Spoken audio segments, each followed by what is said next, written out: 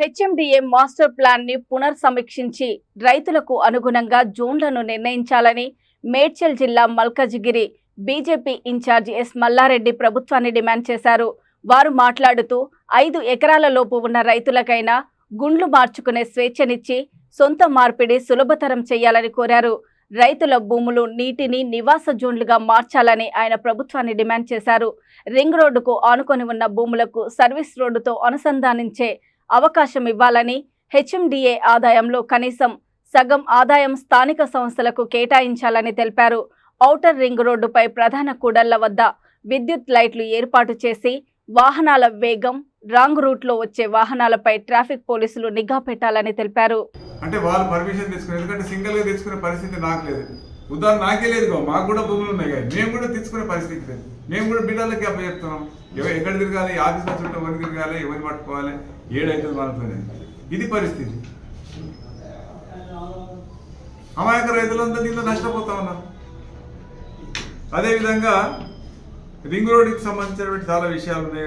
Ring road జంక్షన్ల విషయంలో కానీ, service road maintenance, toll tax అయితే పెంచుతూ ఉన్నారు. కానీ మీరు ఒకసారి రింగ్ రోడ్ 160 కిలోమీటర్లు ఒకసారి ఒక రౌండ్ వేయండి. అది 120 కిలోమీటర్లు పోయే రోడ్ లాగా ఉన్నదా? ఏ రకంగా ఎక్కడెక్కడ జంపులు అవుతున్నాయి, ఎక్కడెక్కడ ఎగరేస్తున్నది బండి, సర్వీస్ రోడ్లు ఎంత చక్కగా ఉన్నాయి.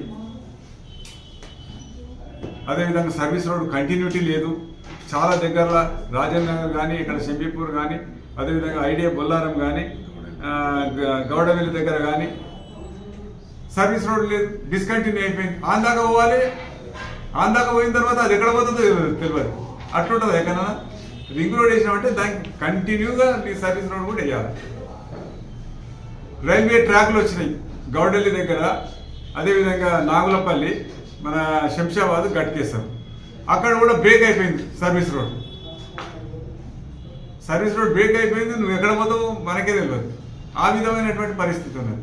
దాన్ని కంటిన్యూ కాబట్టి అక్కడ కూడా బ్రిడ్జిలు కట్టాలి, సర్వీస్ రోడ్లో కూడా బ్రిడ్జిలు కట్టాలి. సర్వీస్ రోడ్లోకి పోతే ట్యాక్స్ అంతా ఈ వెహికల్స్ అంతా దీంట్లో పోతారని చెప్పి కక్కుర్తి పడి సర్వీస్ రోడ్ దాని మీద బ్రిడ్జిలు కట్టలేదు. ఈ రకంగా ఉంటుంది. ఎక్కడ మిగతా భూమికి రోడ్కి యాక్సెస్ ఇస్తలేరు. ఇది ఎక్కడ అన్యాయం? నా భూమి రింగ్ రోడ్లో పోగా అప్పుడేదో 5 లక్షలు 10 లక్షలు ఇస్తారు, ఇవాళ కోట్ల రూపాయలు అయింది. 10 కోట్లు, 12 కోట్లు, 20 కోట్లు, 30 కోట్లు అయింది. ఆ భూమికి రింగ్ రోడ్ సర్వీస్ రోడ్కు లింకే ఇస్తలేదు. ఇది ఎట్లా? ఇదేం లెక్క అసలు?